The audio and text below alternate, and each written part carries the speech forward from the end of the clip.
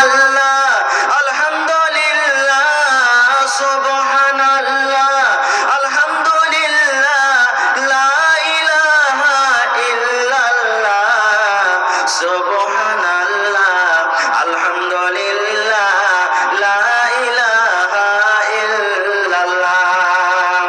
আল্লাহ বিনা নাই গো মাবুদ, বলে কোরআন ইল্লাল্লাহ। আল্লাহ বিনা নাই গো মাবুদ, আল্লাহ বিনা নাই গো মাবুদ, বলে কোরআন ইল্লাল্লাহ, সুবহানাল্লাহ, আলহামদুলিল্লাহ, লা ইলাহা ইল্লাল্লাহ। মানুষ যখন আল্লাহ বলে ভুলে যে গেল, তখন নবী মুস্তাফাকে পাঠাইয়া দিল। আমার নবীর পূর্ণ নামটি, আমার নবীর পূর্ণ নামটি মুহাম্মাদুর রাসূলুল্লাহ, সুবহানাল্লাহ, আলহামদুলিল্লাহ, লা ইলাহা ইল্লাল্লাহ। নবী যখন পরিচার করলেন এক কালেমা বলে, কাফেরেরা মারলো পাথর সঙ্গে দলে দলে। নবী যখন প্রচার করলেন এক কালেমা বলে, কাফেরেরা মারলো পাথর সঙ্গে দলে দলে। কেউ তো বলে মাজনু আছে, কেউ তো বলে জাদুগর, কেউ তো বলেন ইয়া রাসূলুল্লাহ, সুবহানাল্লাহ, আলহামদুলিল্লাহ, লা ইলাহা ইল্লাল্লাহ। নারে তাকবীর। তাহলে কি হলো? একটা নিয়ামত। এই বেটি বাড়িতে আসতে গেলে খবরদার জীবনে মন ভারী করবেন না। দ্বিতীয় নম্বর, ছেলে মেয়েদের নাম ভালো রাখবেন। আজকে আমাদের অবস্থা সমাজে এই যে ফিল্ম দেখে, মোবাইল দেখে আর টিভি দেখে, দেখার পর ওই মোবাইলে শুনতে পায় রিঙ্কি, কার নাম টিঙ্কি, কার নাম চিঙ্কু, কার নাম রিঙ্কু, কার নাম পিঙ্কু, কার নাম ডালিমা, কার নাম ভজনী, কার নাম টমাটো, কার নাম পটল, কার নাম কি, এই সমস্ত নামগুলো রাখে। হায় রে মুসলমান, খবরদার এই সমস্ত নাম রাখবেন না। একটা ঘটনা মনে পড়ে গেল আমার, হাদিস কোরআনের কথা না, একটা ওয়াকিয়া মনে পড়ে গেল। একটা লোক মোটা হয়েছে, মোটা হয়েছে লোক বুঝেন তো, মানে একটু হুঁশ বুদ্ধি কম, ওর জালসা শুনতে গেছে। তো জালসা শুনতে গিয়ে মাওলানা সাহেব ওয়াজ করেছেন, দেখেন ভাইরা, বাড়িতে ছেলে মেয়ে জন্মগ্রহণ করবে তো খবরদার ওর নাম ভালো রাখবেন। নিজে যদি না রাখতে পারেন তো মাওলানার কাছে গিয়ে নাম একটা ভালো রেখে নেবেন, যে মাওলানা আমার ছেলে কিংবা মেয়ে বাড়িতে হয়েছে, ওর একটা ভালো নাম রাখেন। তো একটা কথা আপনাদের সামনে বলি, আমাদের এলাকাতে, আমাদের দেশে কতদিন আগে, মোটামুটি 15 বছর 20 বছর আগে আমাদের দিকে একটা হলে বাংলা ফিল্ম লেগেছিল। ফিল্মটার নাম ছিল বেদের মেয়ে জ্যোৎস্না। আপনারাও দেখেছেন মনে হয় কত লোক, নাকি? তো ওই ফিল্মটা যখন এসেছিল, ওই বছরে যত বেটি ছেলে জন্মগ্রহণ হয়েছিল, বেশিরভাগ মানুষ বেটির নাম জ্যোৎস্না রেখেছিল। বুঝতে পারলেন? জ্যোৎস্না রেখেছিল, কিন্তু জ্যোৎস্নাটা সহি নাম নয়, জ্যোৎস্নাটা শরীয়তি নাম নয়। খারজা হোক। এবার মাওলানা সাহেব ওয়াজ করেছেন যে ভালো নাম রাখতে হবে। লোকটা জালসা শুনে বাড়িতে চলে এসেছে যে আমার একটা মেয়ে হয়েছে, প্রথম মেয়ের নাম জ্যোৎস্না রেখেছি, তো জায়গা রেখে যদি রেখেছি, এবার ছেলে মেয়ে যখন জন্মগ্রহণ হবে ভালো নাম রাখবো। এবার কিছুদিন পর তার একটা বেটা হয়েছে, কে রাখবে? আমার শ্রদ্ধেয় মাওলানা আকমাল সাহেবের কাছে চলে গেছেন দৌড়াইতে দৌড়াইতে, যে মাওলানা আমার একটা ছেলে হয়েছে, তো ওর নাম রাখবো, তো আমি খুঁজতে পারছি না যে নামটা কি রাখবো। তো আমি, আপনি একটা আলিম মানুষ, একটা ভালো নাম রাখেন। তো মাওলানা পড়ালেখা মানুষ, ভালো নাম রাখবে। তো বলছেন তোমার বেটার নাম আব্দুল্লাহ রাখো। বলছে হ্যাঁ, এটা আব্দুল্লাহ রাখা হবে না, এটা তো আমার ভাতিজার নাম। তো বলছে যে ঠিক আছে, তাহলে তোমার বেটার নাম তাহির হোসেন রাখো। বলছে না মৌলানা, এটাও রাখা হবে না, এটা পড়োশির ছেলের নাম আছে তাহির হোসেন, মানে যেটা গ্রামে ওই নামের আছেই আছে। আচ্ছা বলেন তো কোন এমন নাম নাই যে গ্রামে নাই ওই নামটা? মৌলানা সাহেব মান্তিক পড়ালো, বলছে এই নামের আর দরকার নেই, একে ভালো নাম দিতে হবে। তো বলছে যে এক কাজ করো, তোমার বেটার নাম থিয়ে দাও ফুটা। কি রাখো তোমার বেটার নাম? ফুটা। বলছে হ্যাঁ মৌলানা, এই নামটা কিন্তু ভালো, গ্রামে কাহরির নাম নাই। ওর বেটার নাম রেখে দিয়েছে কি ফুটা। কিছুদিন পর আবার একটা তার বাড়িতে ছেলে জন্মগ্রহণ হয়েছে। আবার দৌড়াইতে দৌড়াইতে মৌলানার কাছে, মৌলানা একটা ভালো নাম গলা রাখেন।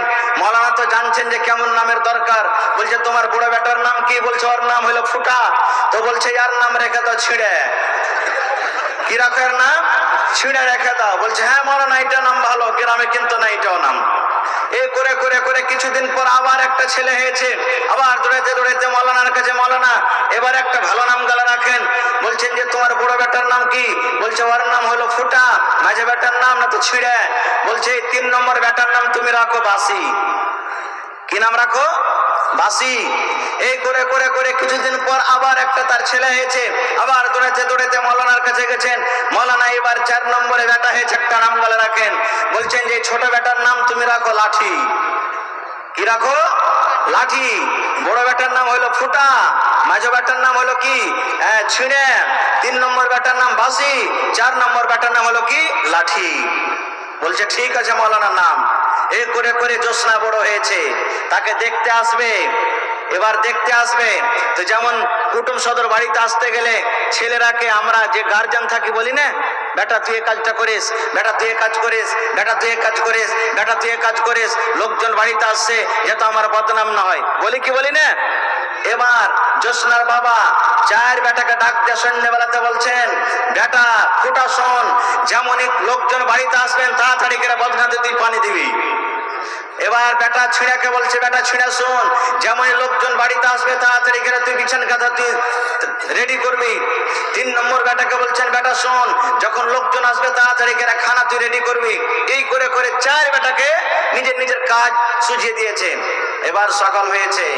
বন্ধুরে আমার, সকাল বেলাতে জ্যোৎস্নার বাবা গলিতে বসে আছে। হঠাৎ করে রে কুটুম বাড়িতে বলরতে চড়ে চলে এসেছে। এবার জ্যোৎস্নার বাবা বলছে, বেটা ফুটা পানি লিয়ে আইবা। এবার কুটুম যারা মারুতিতে বসে আছে বলরতে বলছে, আল্লাহ রে ই সালারকে বাড়িতে ভালো বদনামে নিয়ে এই ফুটা বদনাতে পানি দিবে, ইয়া কবরকে বলা বলি করছে, আর বাড়িতে কুটুম তাহলে করা হবে না। এই বলতে বলতে 2য় নম্বর বেটাকে ডাকতে বলছেন, বেটা ছিঁড়া বিছান নিয়ে আইবা। বলছে ওরে ভাইরা, ইয়ারা তো ফুটা বদনাতে পানি দেবে রে, আর ইয়ারকে বাড়িতে ছিঁড়া কাঁথা গাদলা আছে রে, ভালো কাঁথা গাদলাতে দেবে না, ইয়ারকে বাড়িতে কুটুম করা হবে না। 3 নম্বর বেটাকে ডাকতে বলছেন, বেটা বাসে খানা লিয়ে আইবা। বলছে ওরে শালা রে, বাসে ভাত খাওয়াইবে, চল চল পালা তাড়াতাড়ি করে। এই 3 নম্বর কথা শুনে আবার তাড়াতাড়ি করে বলরতে চড়ে বাড়ির দিকে রওনা হইতে শুরু হয়েছে। এবার জ্যোৎস্নার বাবা বলছে, আল্লাহ রে আমি বেটা ফুটাকে ডাকলাম, বেটা ছিঁড়াকে ডাকলাম, বেটা বাসিকে ডাকলাম, 3 বেটার নাম শুনে আমার কুটুম বাড়ি থেকে পালিয়ে যায়।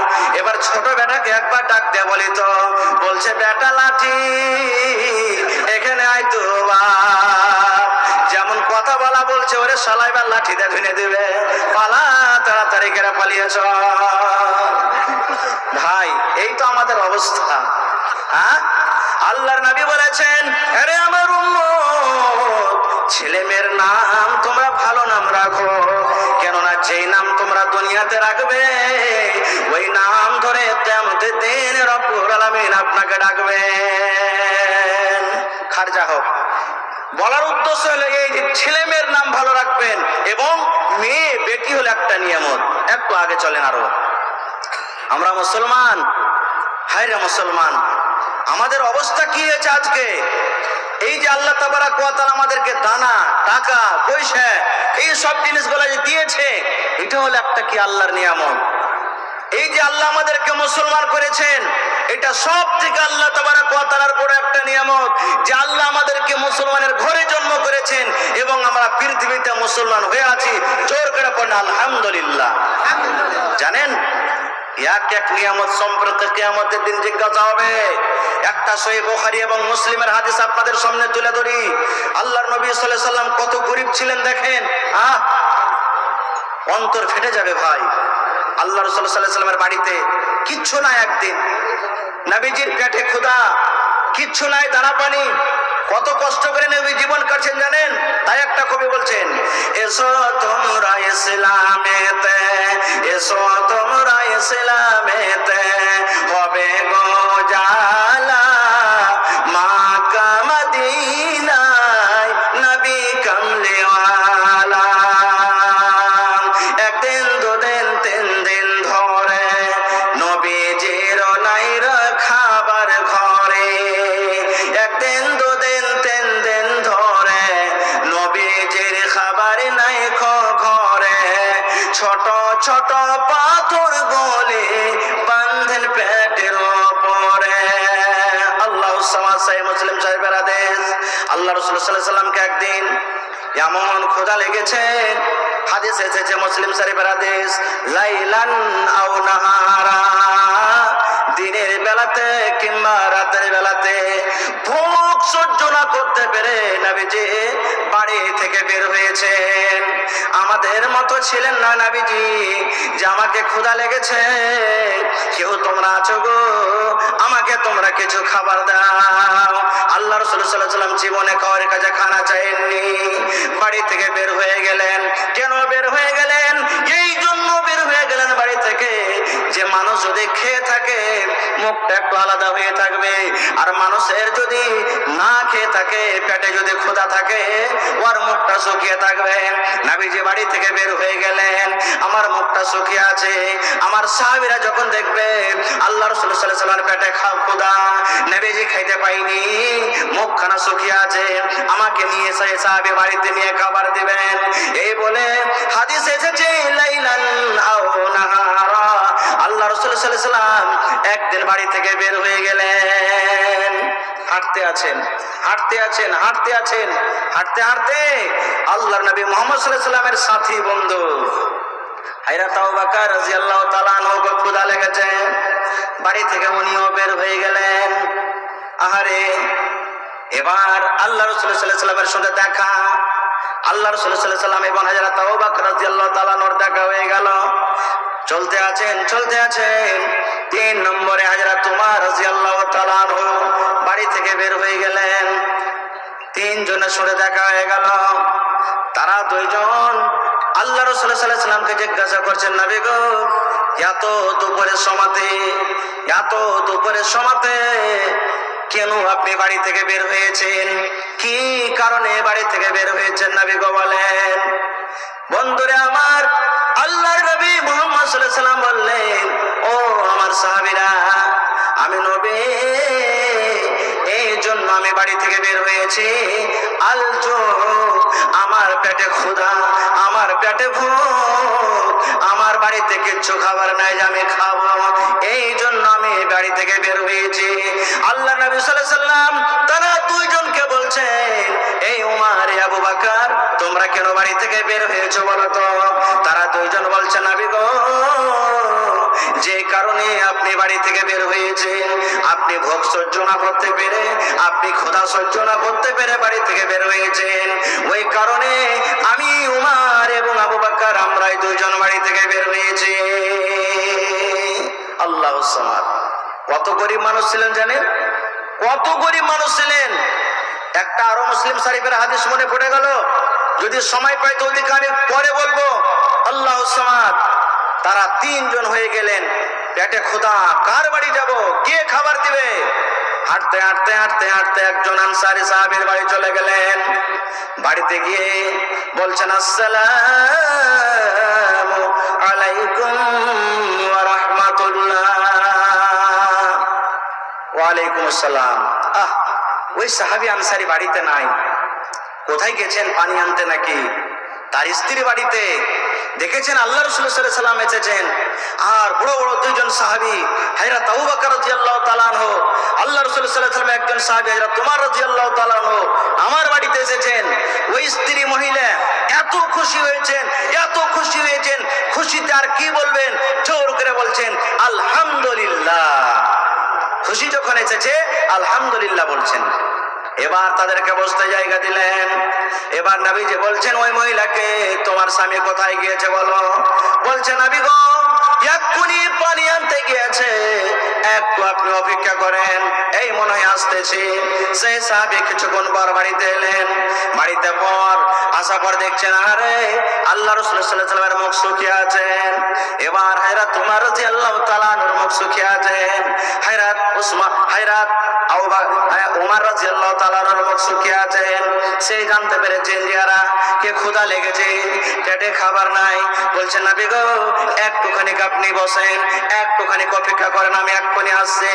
সেই সাহাবী তাড়াতাড়ি, তার খাজুরের বাগান ছিল, তাড়াতাড়ি বাগানে চলে গেলেন। বাগানে যাওয়ার পর 3 প্রকারের খাজুর নিয়েছে আল্লাহ রাসূল সাল্লাল্লাহু আলাইহি ওয়াসাল্লামের সামনে দিয়ে দিলেন। এবার নবীজিকে বলছেন নবী গো এই যে আপনার সামনে খাজুর দিলাম, আপনার ইচ্ছা হয় আপনি কাঁচা খাজুর খান, আপনার ইচ্ছা হলো আপনি পাকা খাজুর খান, আপনার ইচ্ছা হলো অর্ধেক কাঁচা অর্ধেক পাকা খান। এবার নবীজি বলছেন রে আমার সাহাবী 3 প্রকারের তুমি খাজুর কিনে এনেছো, 1 প্রকারের খাজুর তুমি কেন আনোনি?